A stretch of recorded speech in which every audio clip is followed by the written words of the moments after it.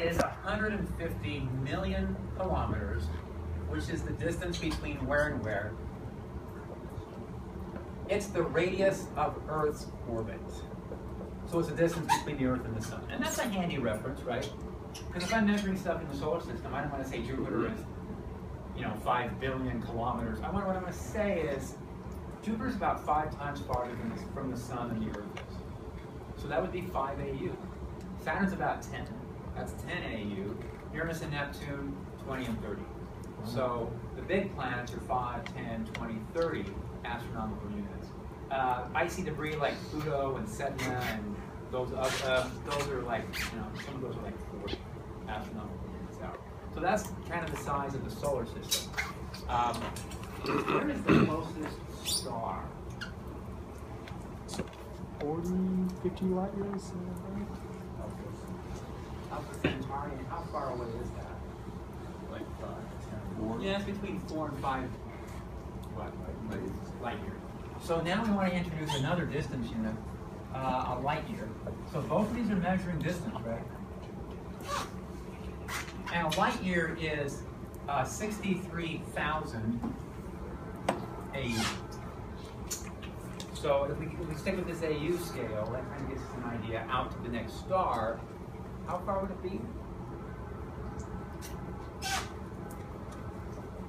And most stars are much farther away. The closest star is like 4.3 light years,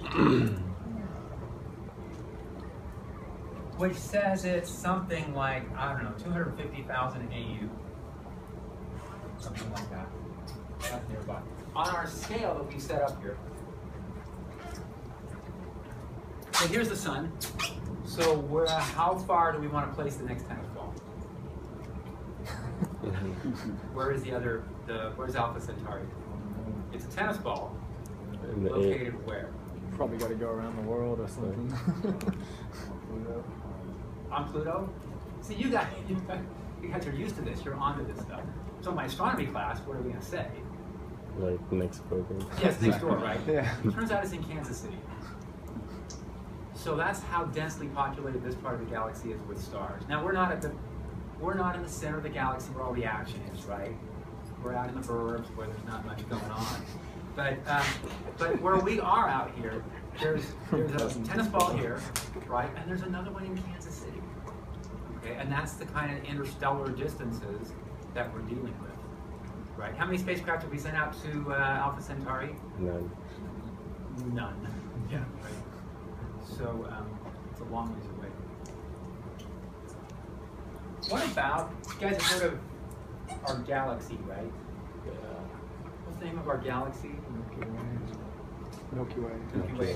You guys know that when you're addressing envelopes and stuff, right? Yeah.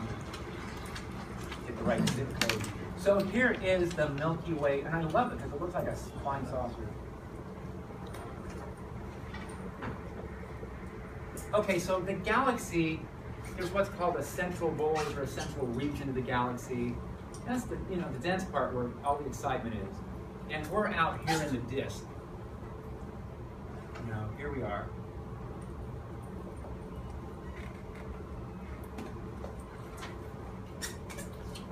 The galaxy is what size in terms of its diameter?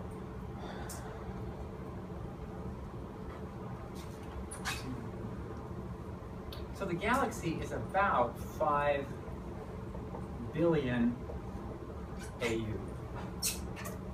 So to get an idea of the size of the galaxy, if we take 1 AU and we represent that as 1 millimeter, so that's the scale we're going to think in terms of, that would say, how big is the Earth's orbit? 1 millimeter. We're going to shrink it down so that the Earth's orbit is this big. Everything happening with Earth's orbit is that size. What size is the galaxy? Then we make the galaxy the size of North America. So if the galaxy is the size of North America, that's the size of the Earth's orbit. I mean, the solar system's actually this big. Right? The solar system is more like this size, but that's it. Our solar system takes up this much space relative to the whole continent. That's how much space our solar system takes up with respect to the Milky Way galaxy. And isn't it like all the stars we can see are like a tiny little circle around? That's our little right. So circle? what also happens is, and surprisingly, this model of the universe doesn't, you don't have to go back very far. You go back a little over 100 years, galaxies had not been discovered. What people had observed up to that time was what they thought were probably millions of stars. This universe, you go back 100 years, 120 years, and you have to write an essay, what is the universe? You say it consists of several million stars, kind of uniformly scattered off in every direction that we look. And what happened is that the little bits of dust, the little bits of tiny particles left over from supernova explosions and whatever, fill the disk part of the galaxy enough that it blocks out all the visible light. You can't see the center of the galaxy in the visible light spectrum, but you can see it in infrared. So, an interesting exercise, you go online, look up center of the Milky Way galaxy in infrared, and it just lights up. If you had infrared eyes, you'd be able to look and go, wow, that's the center of the galaxy. It's very prominent in the direction of the constellation Sagittarius. So if you look off in that direction, that's where the center, that's where the action is. That's where the center of the galaxy is. Okay, and the center of the galaxy is what? Black hole. Yeah, black hole. We estimate something like 2 million solar mass black hole. And we now think that's just a feature of all galaxy formation, is the formation of a central supermassive black hole. That's a good reason to be out here away from the center. How many galaxies have we identified? Hundreds of billions, probably. Yeah, so here's another good thing to look up online. Look up sometime Hubble Deep Field. You guys all know about the Hubble telescope, right? This was a series of pictures that were taken. And they date back now. It's not necessarily all that recent, but they took the Hubble telescope, they pointed it essentially in one direction, and took an image for like weeks or a month. It was years. To try and pick up, the most distant objects they possibly could. And it was in a part of the sky that they thought was pretty much blank, like it was nothing. Right. So all these were taken at a point where there's nothing prominent in that direction. So they took these, and they took these in several different directions just to try and sample things. And you know what they see in those pictures? Just more galaxies. Yeah. Yeah. Just every one of those pictures you look at, you flip through them, galaxies, galaxies, galaxies. So they estimated is if we had time to point the Hubble telescope in every direction and catalog all the galaxies we would see, yeah, it would be way past hundreds of billions of galaxies. So, bottom line is space is vast. The universe is just unimaginably vast. Okay, who knew? And 100 years ago, nobody did, right? That it was on a scale like it apparently is. All right, so this is kind of our solar system. We were going to ask about distances. How do we measure distance? Let's get back to some things that we can actually go in and calculate here. How far is it out to nearby stars? How do we measure that? We can use a process called parallax. You guys know about parallax, right? Parallax is if I look at those bricks in the back of the room, and I hold my finger up, and I look through my left eye, and then I look through my right eye. You know what my finger does? It jumps back and forth. So we can do the same thing, and we do that with the Earth's orbit. So here's the sun. Aha, since we're taking those big trips every year around the sun, here is Earth in November. Here we are in May, 6 months later, right? And we can look out at the stars. Here's a star out here. Here's the star field. Now I know they're supposed to be in Kansas City, but or farther. So here's a bunch of stars, and here's a star that's a little closer. If I'm on Earth and I line up that star in November, it lines up on this side of that star and the other side of this one, and so I can kind of see what it looks like with the background of the more distant stars. What happens 6 months later? Yeah, it lines up differently. So you can take pictures with telescopes in January. You can come back and take pictures in July. And you can see some of the stars have shifted. What do you know about the stars that have shifted? They're behind. Those are the nearby ones. And we can measure by how much shift they've made, we can tell how far they are away. So we can do a little geometry here. Now we define what's called a parallax angle.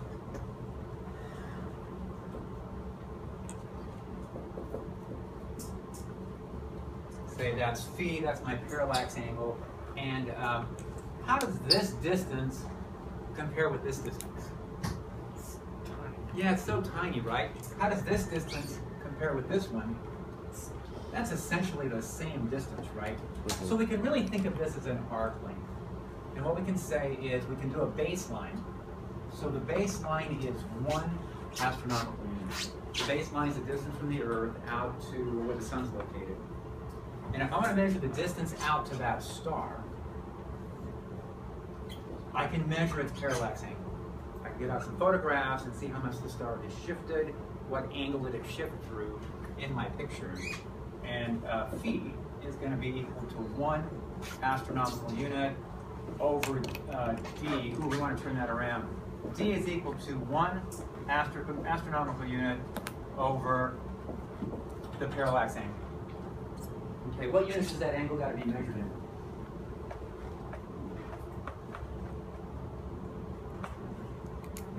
That's in radians, right? I'm going to use a formula like this, where the angle is this arc length divided by the radius. It's got to be in radians. And that's it. That's how we can do this. So astronomers started, the first parallax measurements were done back in the middle 1800s. Before then, the numbers were just too small to measure. Let's think about what this means. What it means is, we're in this room here. Here's the sun. How big was the Earth's orbit? You know, it's big. I mean, it was as big as this room. That's the parallax baseline we have to work with. Where are we trying to measure the stars? Where are the stars located that we're trying to measure? Well, they're in Kansas City. So I'm trying to walk between here and this side of the room and that side of the room and see a shift in position of a tennis ball that's in Kansas City relative to other tennis balls that are farther away. Not much of it. So this is what just wasn't observed for a long time. Now you guys have heard of like the heliocentric model of the solar system and the geocentric. When did people start suggesting a heliocentric model? And it really goes back thousands of years. You know, there were Greek astronomers that said, you know, our observations are really more consistent with the sun being at the center and the Earth's in orbit. What was the counter argument? Sun is linear. If the Earth were really moving, we would see parallax effects with the stars, and we don't see it. So either the Earth's motionless, or the stars are an unimaginably far distance from us. And what turned out to be the case was that the stars were just an unimaginably far distance away. The parallax really is there, but it was so tiny because stars are so far. So anyway, we can do distance measurements. The closest star, this isn't the absolute closest star. This is an example. Actually, I think this is an example from the book. Oh no, here it is. Closest star. I've got it. Alpha Centauri, closest star to Earth, has a parallax angle of 0.76 seconds. What's a second of arc? A second is 1/60th of a minute, and a minute's what? 1/60th of a degree. So the largest parallax angle we see is 0.76 seconds of arc. Again, 60 seconds is 1 minute of arc, and 60 minutes of arc is 1 degree, and 180 degrees is pi radians. So we're getting this all converted back into radians so we can do our calculation. And this turns out to be 1/272,000th of a radian. Okay, so point 0.0000 something, 3, 4 something radians. That's a really small arc length. Okay, how many stars can we actually do this for? And it turns out we've gotten pretty good at this. In fact, we launched a satellite about 10 years ago, and it looked all through different parts of the sky, did parallax measurements on all the stars. We have the best data we've ever had now. And the database is like millions and millions of stars. So it's able to go out very reliably out to hundreds of light years and even thousands of light years and get very reliable distance measurements on the stars. So that's what we start with. We start with parallax. Parallax gives us a good set of a good database to work from in terms of star distances. All right. What other things would we want to know about stars? What properties? Composition, age. Size. Yeah, we want to know what diameter they are, right? That would be a good thing to know. Let's see, star properties. We want to know distance. We talked a little bit about parallax. Now, parallax is not the end of the distance measurements. What we do is we use distance measurements to get this database of stars, some millions of stars, and then we analyze all their properties. And once we know what stars really look like, then we can use other techniques to get more distant measurements. Okay, which is but distance is really important to get started. Another thing that we want to do is, I think somebody mentioned diameter.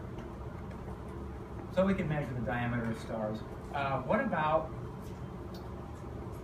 okay, I got to get some of these astronomical terms out here. There's a term in astronomy called luminosity. What would that be referring to? Yeah, it's how much energy the star produces. We have another word for luminosity. It's called power. Yeah, and we'll be using intensity. So for us, it's going back to using things like how much energy, at what rate is the energy being produced, what's the intensity of light coming off that surface. And astronomers use the word luminosity for the power of a star. And then they use brightness for intensity. And specifically measured from Earth. So we say, how bright is that star? What that is what's the intensity of light coming from that star? So we do have to get some new vocabulary here. Let's see. Composition, we could ask what the stars are made out of. We could ask this too. This turns out to be something that we can measure very reliably, and that's surface temperature. We can't get core temperature. Core temperature would be very difficult. But we can easily get the surface temperature of a star measured. How do you do that? Photons. Yeah, just look at the distribution, the spectrum of light. Spectrum of photons being produced, that would pretty much tell us. So let's see.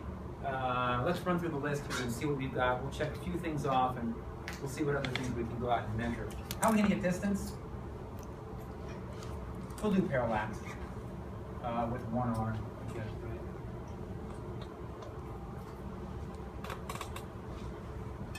So we'll get this from parallax. Diameter we're going to have to come back to.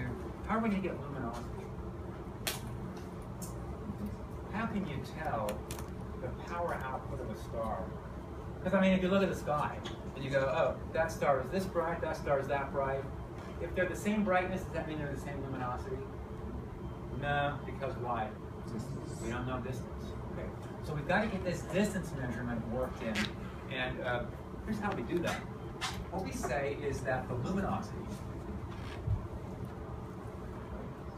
of a star, so here's the star. The luminosity, the power output of a star, is going to depend on the surface intensity. Yeah, this marker's going with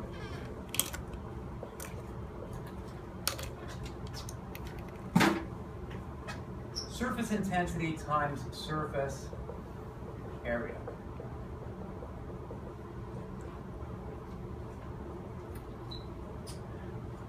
Now we can get surface intensity in terms of temperature, right?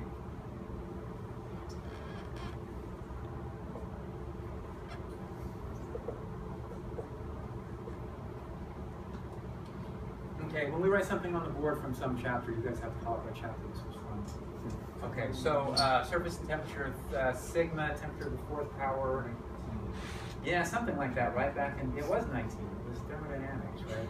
So that's back in chapter 19. What about surface area, 4 pi r squared? Before That was one. third grade, right? Okay. So back in third grade, we learned the surface area of the sphere. Anyway, that is a prediction as to what the luminosity of the star should be, right? If we know surface temperature and we know the diameter, we could measure luminosity, but we're actually going to turn this around. What we're going to do is we're going to measure the luminosity and the temperature and use that to hit radius or diameter. Okay. So for diameter, what we're going to need to know is surface temperature, and we're going to need to know luminosity. Now, how's another way we can measure luminosity? I guess we already started talking about this. We said if I'm looking at a star, the intensity measured from Earth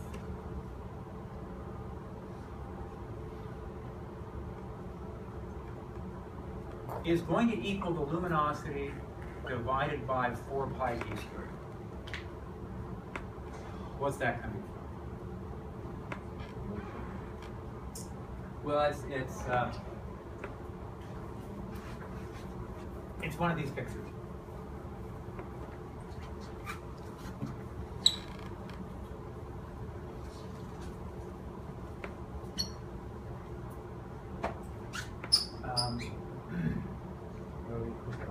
So here is the star. What direction is the star shining in? All directions. We'll draw a big sphere around it. Here is the Earth. Here is the distance. And the intensity of light measured at Earth is the luminosity of the star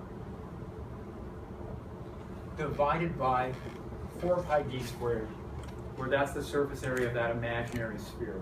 Right? So that's how intense the light will be.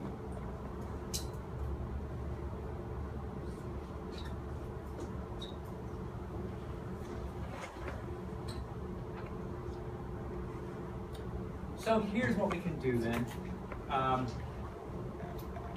We can use this calculation to measure luminosity. Luminosity is going to come from brightness and distance. And again, we have to think in terms of setting up a database, right? We measure everything we can with as many stars as we possibly can. We look at it and see what that tells us. And then that leads us to ask more questions. So right now we've got parallax that's telling us distance. We've got brightness and distance that's telling us luminosity. And then the other thing we said we could get was surface temperature. So we can get surface temperature from the light spectrum.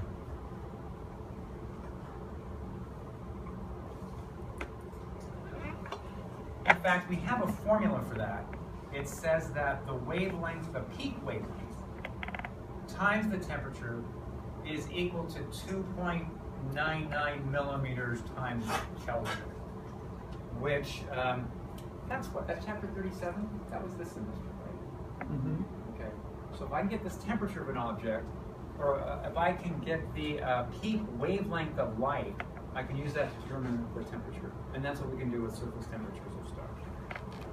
Okay, so about 60, 70 years ago, once astronomers reliably got a bunch of these measurements, and they got a bunch of these measurements, surface temperature and luminosity.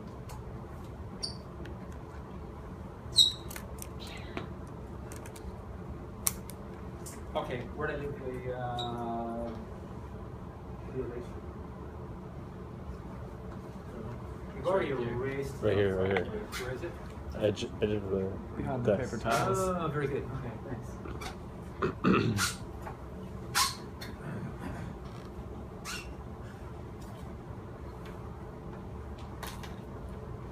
So, knowing surface temperature and knowing luminosity, a couple of astronomers said, let's plot these. Let's plot surface temperature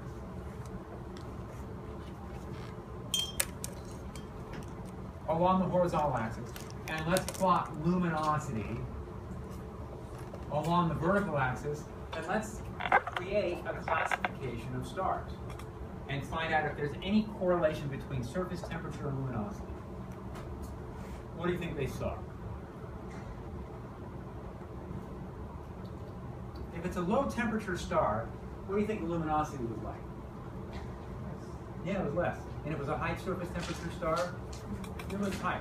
And it was just a direct correlation that they found. Now, let's see, how much graphing have you guys done in your classes? Probably a fair amount. On a graph like this, where should I put low luminosity and where should I put high luminosity? Well, that's pretty clear, right? I mean, low luminosity would be here, and high luminosity would be here. That's what the astronomers did. What about surface temperature? Same thing, right? You would put low surface temperature here and high here, but they did it backwards, which is inexcusable. They would lose points on their graph report for sure for doing that. But they did, and it stuck. We still use these diagrams today. They're called HR diagrams, named after the astronomers Hertz, Springer, and Russell, who came up with this clever backwards technique of analyzing stars. And so when you plot stars, you go, yep, here's one of those high luminosity stars, high surface temperature. Oh, here's some other stars. Let's classify all the stars by surface temperature. And for 90% of the stars they looked at, there was a very close relationship, right? A direct relationship between surface temperature and luminosity, except it looks backwards because why? They got the horizontal axis completely wrong. Okay, so if you guys want to draw it the right way, it's okay with me. If you guys draw the HR diagrams, it should be this way, right? If it was flipped this way, what would the graph look like?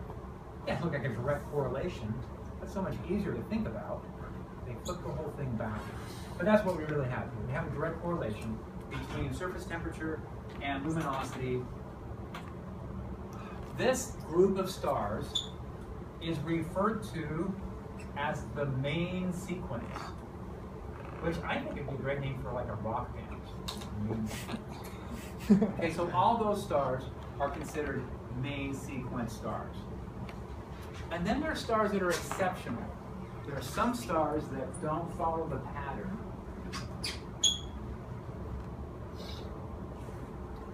There are stars that actually have low surface temperature and high luminosity. How do they do it? How can you have a low surface temperature and be very luminous? Big. So if we go back to this formula, the only way we can get really high luminosities with really low surface temperatures is compensate by being huge. Okay, so these are referred to as red giants. They're red because why? Low temperature at the surface, and they're giant because they must be really big, right? They must have huge diameters for this to work. We also see some exceptions in this part of the diagram. And again, the exceptions are only like, less than 10% of the stars that we look at. These are referred to as white dwarfs. Why white? High temperature, white dwarfs. Small stars. And they must be tiny, right? How can you possibly have these huge, huge surface temperatures and still have such low luminosity? It must be a tiny, tiny surface. So that's the diameter stuff coming in, right? We've figured out the diameters of these different stars.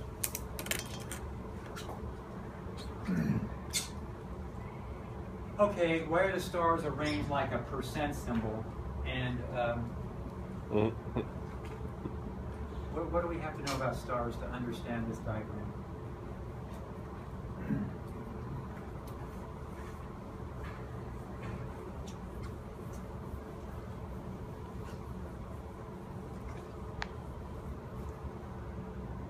So, why do stars shine? That's kind of the definition of a star, right? It's this bright, shining object out in space. Is a nuclear Radiation. fusion. Yes, nuclear fusion, right? Radiation. So you have to have enough stuff formed together so that the core of the star gets high enough temperature that nuclear fusion kicks in. That's the idea. And you can do the you guys, I mean, literally you can do the calculations of if I let a huge gas of region of hydrogen collapse on itself, there's going to be a huge drop in gravitational potential energy. And that means that the molecules will be going really fast. If you drop something from great distances, they just come together faster and faster. And that becomes thermal energy at the core, and that becomes stars. So let's think of what actually determines the luminosity of a star. And I'm going to say it's mass. If we have a star that forms, what's really the only difference between this star versus other stars that are forming? It's just how much stuff collapses to form that particular star. The compositions are basically all the same. What are stars made out of? Hydrogen and helium and some trace elements. Okay. So if I have more mass and the mass collapses, what does that say about the gravitational potential energy? Yeah, there's going to be a bigger drop. So let's say this, more mass, more gravitational potential energy. That's going to make us have higher core temperatures. Higher core temperatures are going to lead to what? Higher fusion rates. And ultimately, that's luminosity. We write this formula down with luminosity in terms of temperature and diameter, but that's not really what's causing the luminosity. This is just saying for a particular luminosity, temperature and radius will work themselves out in a way where this has to be true. But the determination of luminosity really comes from the fusion rate. How fast are we burning through that hydrogen? The faster the fusion rate, the higher the luminosity of the star. So what can we say about all the stars up here at high luminosity? They have high fusion rates. And then we're down to medium fusion rates, and then down to low fusion rates. All right. That's how it works. So it really comes down to mass. Mass may be the most fundamental property that distinguishes one star from another. How are we going to measure the mass of a star? To check and see if this really works. I see these stars out there. How can we possibly determine that? It's gravitational field. Yeah, I mean, we could do a gravitational field on us. On the light from behind the star. On the light that's coming off the star. Other stars bending around. Gravitational effects. Yeah. Yeah, they're separated so far away from each other. Right? I got to be able to pick out individual stars and get masses. What we can do again is we can build up a database from double stars.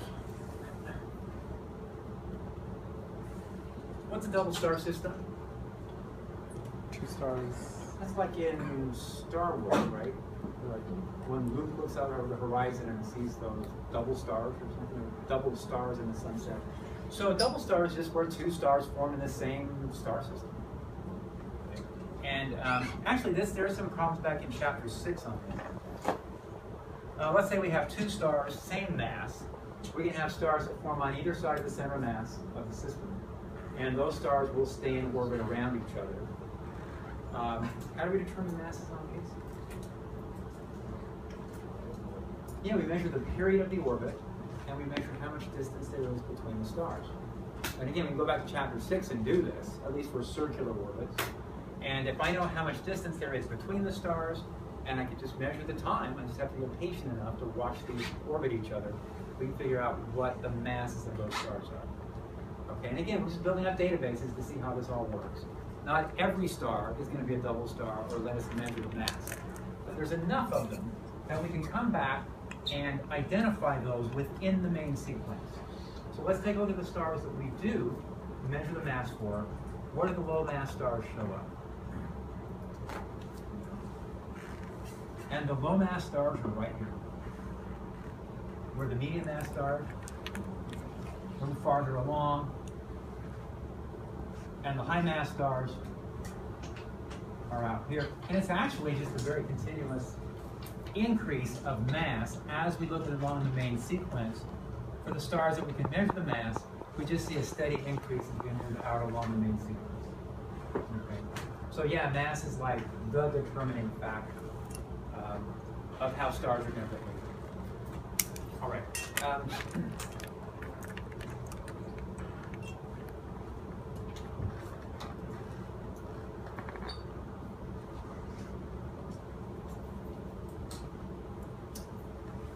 What is it about the main sequence that is similar among all these stars? We said the only real difference about where these stars get placed along the main sequence is their mass. They're clearly doing something different from the red giants and the white dwarfs. The main sequence is kind of the first stage in a star's life. So the stars in the main sequence are fusing hydrogen into helium. They're all characterized by the first step in fusion reactions, and that is that the main sequence stars are all doing hydrogen to helium fusion.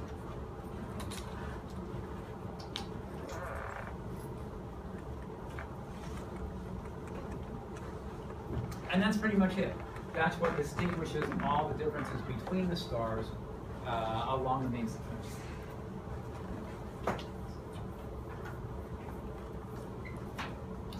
Well, if that's the case, what are these red giant stars and what are the white dwarfs? Red giants. Because if this is where the hydrogen to helium fusion is taking place, what's lighting up the red giants? Heavier elements. Yeah, they burn through the. Yeah, they've run through the hydrogen in the core. So the cores run out of hydrogen, and the core begins to collapse. In the long term, who are you going to bet on? Fusion or gravity? Gravity. Gravity, right? Fusion, eventually the fuel runs out, and the collapse kicks back in. So once the hydrogen's gone, the core collapses, the temperatures go up, and as you go up to higher temperatures, you can fuse heavier elements. So heavier stars are able to fuse things like helium into carbon and oxygen. You can fuse carbon and oxygen into things like silicon, into iron. So we can start to build up all these different elements of the periodic table through a process called nucleosynthesis.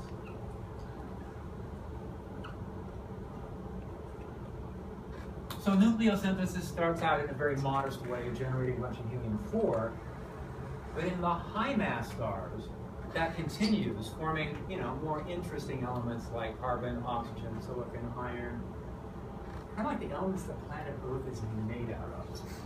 Okay. So, what happens to these red giant stars? So there's kind of a range of masses here, right? And we kind of consider low mass stars, kind of a threshold right here. Low mass stars are the stars that will never fuse past helium. All they're going to do is fuse hydrogen into helium. The temperatures will never get high enough, they don't have enough mass, temperatures are not high enough, that the helium will not fuse. Medium mass stars are considered to be stars that can fuse helium into things like carbon and oxygen. And then there are the high mass stars, which can continue the fusion process up into heavier and heavier elements. Right? What happens to those high mass stars? They do, they supernova, and here's what's going on. When we did nuclear fusion, we said you can start with low mass nuclei and fuse them together to form heavier nuclei. How long does that work as we make our way through the periodic table? It works all the way up through iron. Because the nuclear fusion energy that we're giving off is that small mass difference, right? It's that binding energy difference between the elements. Where does the binding energy max out? Iron. And it maxes out in iron. So that says that if we want to generate stuff beyond iron, it actually requires more energy. So even though these high mass stars have enough gravity to create really high temperatures, they're not going to get any more energy out. That means the core is no longer off, it's not supporting the star. The star's not pushing back outwards anymore, and gravity takes over and the core collapses. So for these high mass stars,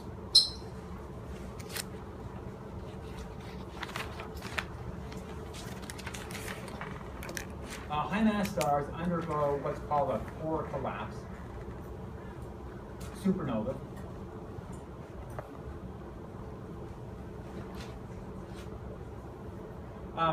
So the core collapses, but the outer layers get blasted away. And that debris goes back out into the solar, into the galaxy. So you end up with a collapsed core. Now, what names do we have for collapsed cores of high mass stars that have supernovae? Neutrons? They can either be neutron stars or black holes.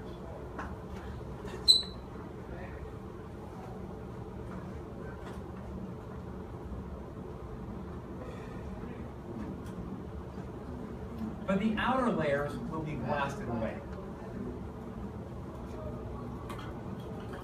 And what are those outer layers of the star made out of? Well, like little bits of the periodic table, right? We call them dust. It's hilarious. I always thought. I had a hard time with astronomy books because they always talked about this dust, and I wondered how the universe got dusty. Where did all this dust come from? Sure, around the house, dust just shows up. We don't know where it comes from. Is that what happened in the universe? Everything's just kind of... Dust just means a small particle of something, anything. What astronomers knew by looking at the light coming through the universe from outer space is that there were little particles out there that were absorbing parts of the spectrum. They didn't know necessarily what they were made out of. The generic name became dust. Okay, particles that are this size. So you get little dust particles, little specks of all different sorts of elements from these supernova explosions. Okay, how is that important for the formation of our solar system? The building blocks. That's what Earth's made out of.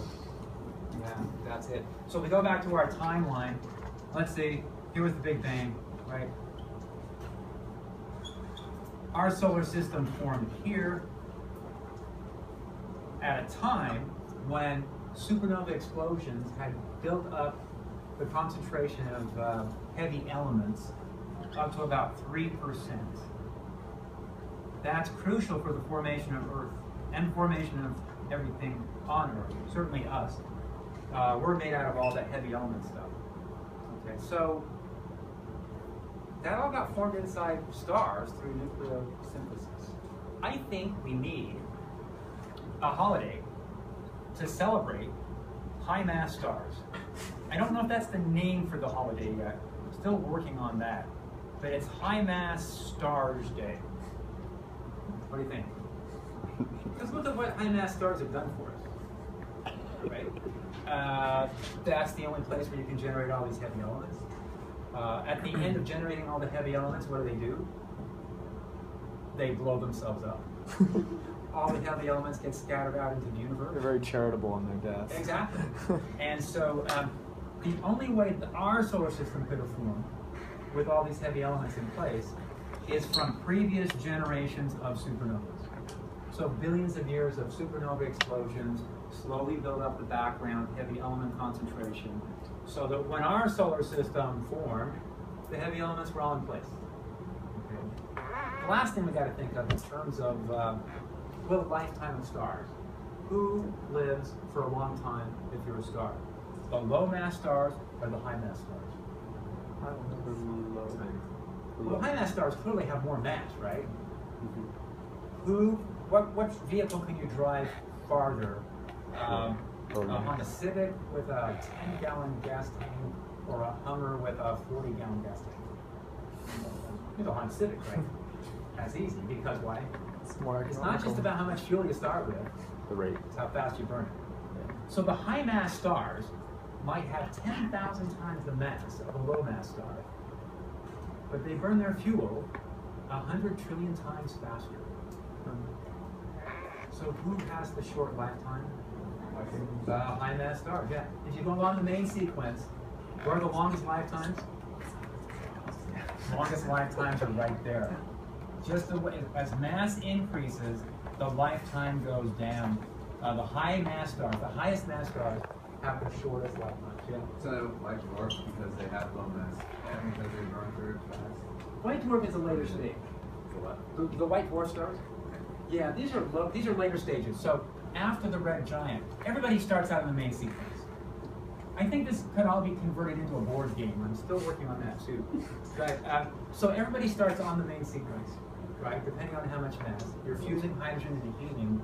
And then if you're a medium or high mass star, you go to red giant stage.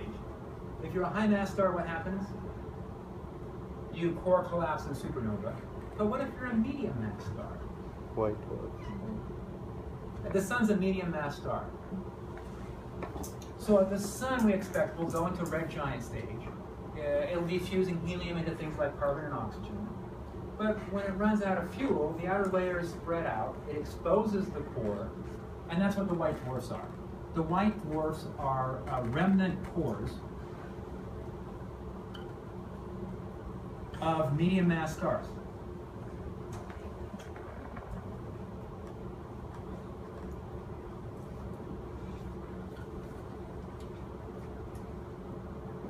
So if we look along the main sequence and we ask who has the longest lifetime, it's the lowest of the low mass stars. And if you measure their lifetimes, it's like in the trillions of years. There's enough fuel to last a trillion years. How many of those stars that have formed are still around? All of them. All of them. The universe is nowhere near old enough for these low mass stars to have run out of fuel. They're going to be around for a long, long time. What about the high mass stars? They can have lifetimes of 100 million years, okay, which is like nothing, right? They're gone. So that's why it's possible that we've had many, many generations of high mass stars that have burned through all their fuel, supernovae, blasted that material out into the universe, into the galaxy, and that later generations of stars have formed from those. High mass, we gotta get this, gotta be a, next election, right? What are those things? The proposals, the whatever they're called? Measures. Yes, ballot measures. We got to get that on as a ballot measure. Create High Mass Stars Day, established as an official holiday. They burn through all the fuel, short period of time, blow themselves up, make solar systems like ours a possibility. And it's just, and they're so selfless. Yeah.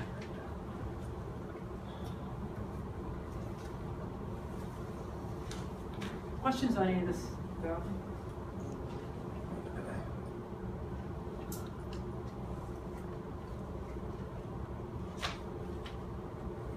All right. That leads us to the big scale stuff, right? This is what's going on with stars. But now let's think in terms of the entire universe. The entire universe of galaxies.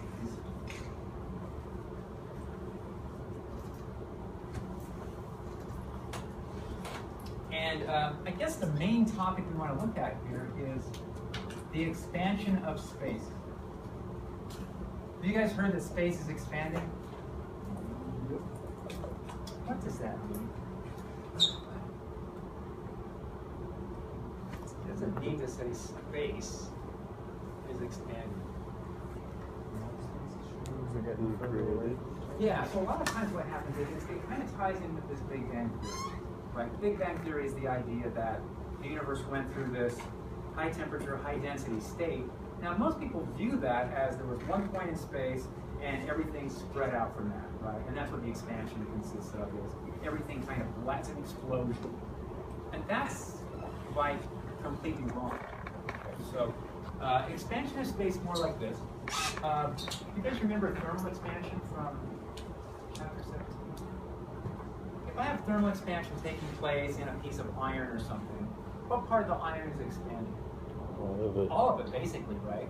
So what happens if you have uniform expansion of something?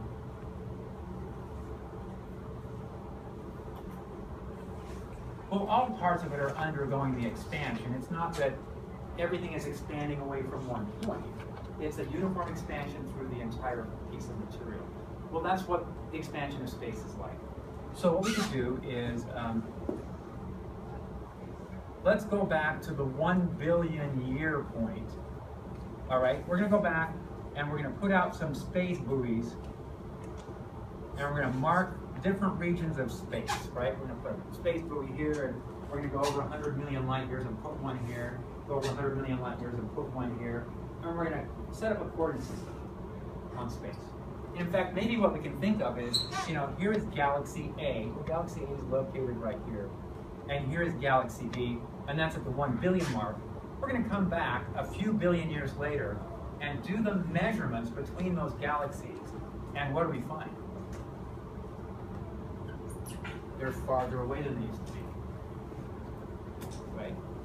This would be like looking at old maps of California and saying, you know, Los Angeles used to just be 100 miles away, and then it was 200 miles, and that's 300, and that's 400.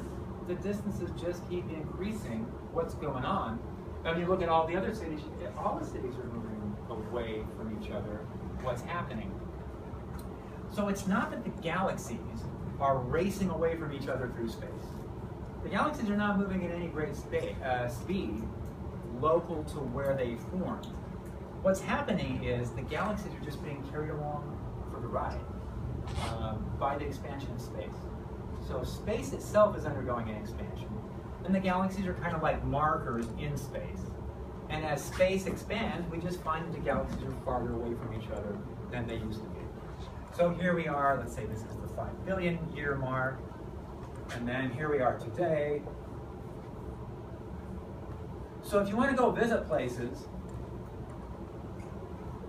like interstellarly or intergalactically, now is the time to do it because the galaxies are not getting any closer to each other. It's just going to get farther and farther away as you wait longer to go visit these galaxies. I mean, that's a real possibility here, right? When people talk about what's the fate of the universe, right now it looks like what? Things are just going to get more and more spread out.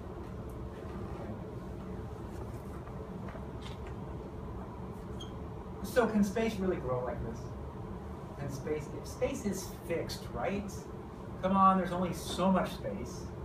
And once you place objects in space, there are certain, but general relativity says that's not the case. So what's kind of interesting with this expansion of the universe stuff is that by the time this was discovered, and how was this discovered? How did people find out that space was undergoing a uniform expansion? Every direction you look in, every galaxy is moving farther away from every other galaxy, or every galaxy cluster is moving away from every other galaxy cluster. Yes, it's all redshift. So the big effect here is a redshift. So this is called the cosmological redshift. And we're going to find out it's not a traditional Doppler shift, it's related to it, but there's a different way that we go in and determine. So it's not a Doppler shift in this sense. The galaxies are not moving through space. Space itself is expanding. So it's a Doppler effect due to the expansion of space itself. If we have light, if we have photons that leave the region of one galaxy and head out into intergalactic space, what happens is their energy drops off as they make their way through expanding space. Expanding space sucks energy out of the photon. So by the time they arrive at some distant galaxy, they don't have as much energy as when they started out. Okay? So particles lose energy traveling through regions where space is expanding. And this is referred to as the cosmological redshift, and that was the experimental evidence that the expansion of space was taking place. Now, 10 years before this was observed, Einstein had put out what's called general relativity. And general relativity, it turns out, includes the possibility of space expanding. But Einstein didn't believe that was a possibility. So general relativity is kind of amazing. You know, it's amazing that how Einstein put this together. because he was kind of doing it on his own. He was talking with lots of other people, but nobody else kind of jumped in and took over. He kind of saw it all through, and then once he published his results, other people had to tell him what it meant. So it was like people looked at it and they said, well, this is predicting the existence of black holes. And he said, really? I didn't expect that. Other people said, this predicts the possibility of expansion of space. And he goes, well, that's just wrong. So you know what Einstein did? He changed his formulas. He changed general relativity, you know, kind of his masterpiece. He said, well, everybody knows space is not expanding. I got to take care of that. And he added some extra terms into general relativity so that space would be stable. Within 10 years, whatever astronomers find out, he was right. Okay. And he said later, this was the biggest blunder of my life, except for my second marriage, I guess. But so this was the biggest blunder of my life. I could have just theoretically predicted the expansion of space and beat the experimentalists to it, right? Before it was observed, I could have predicted it. But he didn't trust his formulas. Wait, so adding the coefficients? Stable, yeah, it was a mistake. So he added the coefficients in, he added the extra terms in to stabilize the universe so it was not expanding. And then once they realized it was expanding, he just took the stuff back out. Now it's being put back in now. Because what are people finding out about the expansion rate? It's speeding up. So an assumption that was made up until about 10 years ago is, well, sure, the space is expanding, but the rate of expansion must be slowing down due to standard sort of gravitational effects.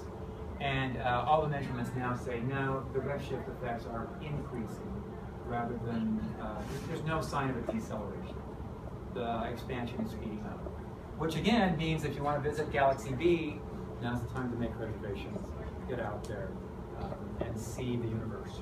Okay. You guys have never done that, right? You've never changed your formulas so that it got an answer that you were hoping to get instead. Right? So what's in the back of the book? Let's see, what else can we say? We've got 2 more minutes here. So the idea of general relativity is the Big Bang did not occur at any location in space. It occurred everywhere. Where is the expansion taking place? Everywhere. Everywhere. If I look at any 2 galaxy clusters in the universe, what will I find over time? They're getting farther away from each other. And bottom line is, this is kind of like the urban sprawl model of the universe. If you've seen one part of the universe, you've seen it all. Right? Because no matter where you go, what does the universe look like? It's just a bunch of galaxies.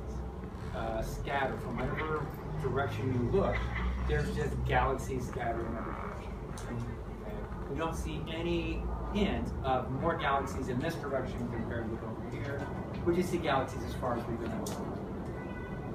All right, we will stop there and we'll pick up over in the room.